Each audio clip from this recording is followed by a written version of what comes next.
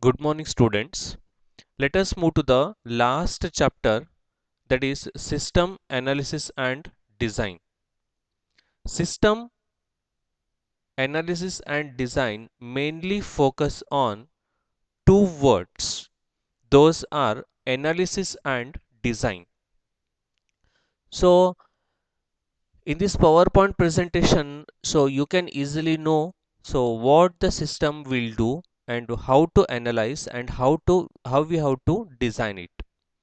System development is systematic process which includes phases such as planning, analysis, design, deployment and maintenance. Means if we have to develop one system, first we have to plan it. Then we have to analyze. So what number of phases it consisting of. After analyzing, we have to design it. Once it is designed, then next step is it is to implement. So if we want to develop any one plan, so designing plan is different and implementation is different. So here it consisting of number of phases. First we have to plan it, first next we have to analyze, after that we have to design it, after that we have to implement, then we have to maintain. Once the implementation is over, then we have to maintain it. So for example, uh, if you design any one object, so if any problem comes in the object, on that time we have to maintain every day or every year or every month. Same way, once the system is developed, then we have to analyze and we have to maintain it. In this tutorial, we will primarily focus on two words, that is systems analysis and systems design. What is system and system design? The word system is derived from Greek word systema, which means an organized relationship between any set of components to achieve some common cause or objective. A system is an orderly grouping of interdependent components linked together according to a plan to achieve a specific goal, or the system may be defined as set of interrelated elements that cooperate collectively to some common purpose or goal. Then what is system design? System design is process of planning a new business system or replacing an existing system by defining its components or modules to satisfy the specific requirement. So already if there is a old system, we have to replace it and we have to implement it. So that is called as system design. Before planning, you need to understand the old system thoroughly and determine how computers can be best be used in order to operate efficiently. System analysis and design. So we have to call it as SAD, system analysis and design, mainly focus on three options. First one is systems, second one is process, and third one is technology. What is system analysis?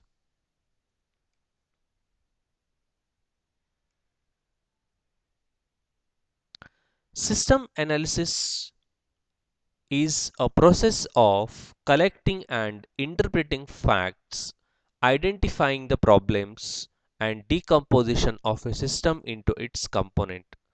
It is process of gathering and using interpreting facts, diagnosing problems, and using the information to recommend improvements to the system. So once the system is ready, then we have to analyze, we have to collect the facts. After that, we have to diagnose the problems. So what the problems will appear, or what the problems we have to solve it. And after that, we have to recommend improvements to the system. Means what type of improvements we want. So that is nothing but the system analysis.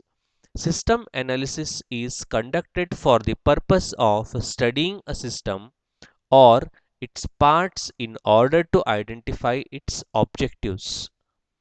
It is a problem solving technique that improves the system and ensures that all the components of the system work efficiently to accomplish their purpose. Analysis specifies what the system should do. It is having some of the properties. So, what are those properties? Or instead of properties, what we can call it as characteristics of a system. So, it is for 5 marks. First one is organization. Organization implies structure and order. It is the arrangement of components that helps to achieve objectives or predetermined objectives. Second one is interaction. It is defined by the manner in which the components operate with each other. For example, in an organization, purchasing department must interact with production department and payroll with personal development department. Means once the system is developed on that time, there will be number of phases and we have to interact two phases. Otherwise, it is very much difficult to run a system. Third one is interdependence. Interdependence means how the components of a system depend on one another. If there are number of components on that time, if it is dependent on another, then only we can smoothly run the system. For proper functioning, the components are coordinated and linked together according to a specified plan. The output of one subsystem is the required by the other subsystem as input. So what is a subsystem? Subsystem is a part of a system or the components that constitute the system are called subsystem.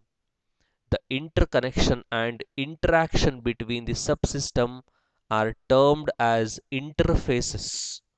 Subsystems are divided into small parts are called suprasystem or what we have called as sub of subsystem. It is a part of a system or the components that constitute the system are called subsystem. Subsystems are divided into small individual parts which were called as suprasystem. For example, in computer system, physical parts like CPU, central processing unit, then keyboard, mouse are subsystems and connecting cables such as wires, database address bus are the interfaces. Next one is integration. Integration is concerned with how system components are connected together. It means that the parts of the system work together within the system even if each part performs a unique function. It is concerned with how system is tied together. It is more than sharing a physical part. It is having one more property, that is input and output. Things that enter the system from the environment enters out environment from the system. So for example, in computer, so we have to input the data to the computer processing unit, it processes it. Ultimately, system gives the output through output devices. It means we have to input data either from keyboard or mouse, those are input devices. And central processing unit, whatever the data we have entered, it processes it. After processing, it again returns to the user through output system, so either by monitor. And fifth property is central objective. The objective of system must be central. It may be real or stated. It is not uncommon for an organization to state an objective and operate to achieve another. The users must know the main objective of computer application early in the analysis for a successful design and conversation. Means whatever the things we do, all should come in the central part of the system. Then only we can smoothly run the system.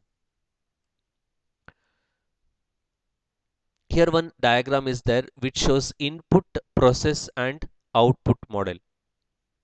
It is having number of components, that is input is there, after that we have to process it, then we have to output it.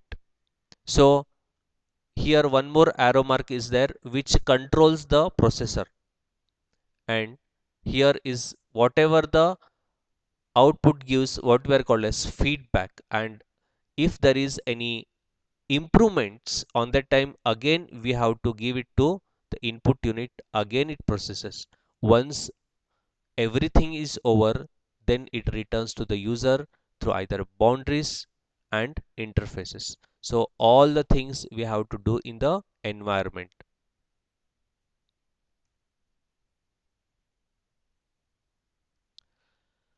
First one is here input and output, or output and inputs. The main aim is of a system is to produce an output which is useful for its user. Inputs are the information that enters into the system for processing, and output is the outcome of processing. Means whatever the input we are giving, that should be data, and whatever the system gives, it is the information. For example, if we want to do a mango juice, on that time the mango slices, then milk, then sugar, these are the inputs, and mixer is the processor, and ultimately what is the output is the mango juice. So that is a very simple thing. It is a, we have to input it, computer processes it, and it gives the output. Second component is processor. So what the processor will do? The processor is the element of a system that involves the actual transformation of input into output. It is the operational component of a system. Processors may modify the input either totally or partially depending on the output specification. As the output specification change, so does the processing change. In some cases, input is also modified to enable the processor for handling the transformation.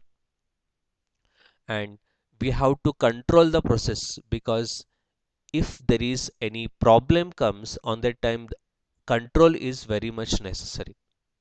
The control elements guides the system, means what it will do. For example, if we want type A, so immediately processor gives a small information to the keyboard, that is user is pressing the alphabet A, and immediately processors gives one more information to the monitor, that is user has pressed the alphabet A, and you have to print A on the monitor. And it is the decision making subsystem that controls the pattern of activities governing input, processing and output.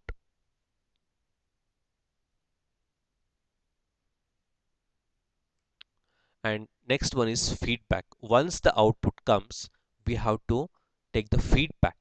Feedback provides the control in a dynamic system, means if any problem comes on that time, again we have to input it, again we have to process it, and again we have to output. Once the output is ready, then only we have to share it to the user. Positive feedback is routine in nature that encourages the performance of the system. If there is any negative feedback comes on the time, again we have to give it to the input. Negative feedback is informational in nature that provides the controller with information for action. Means if the positive feedback comes on that time, so there is no need to process it again. Directly we have to share it to the user. But when the negative feedback comes, then we have to take action on that output. And next one is environment. The environment is a super system within which an organization operates. The environment is the supra system within which an organization operates. It often determines how a system must function. It is a source of external elements that strike on the system. It determines how a system must function. For example, vendors and competitors of organizations' environment may provide constraints that affect the actual performance of the business. And here is the last component, that is boundaries and interfaces. A system should be defined by its boundaries. Boundaries are the limits that identify its components, processes, and interrelationship when it interfaces with another system. Each system has boundaries that determine its sphere of influence and control. The knowledge of the boundaries of a given system is crucial in determining the nature of its interface with systems for successful design. It means it is a limit that identifies its components, processes, and interrelationship when it interfaces with another system. For example, a teller system in a commercial bank is restricted to the deposits, withdrawals, and related activities of customers' checking and savings accounts. Thank you, one and all.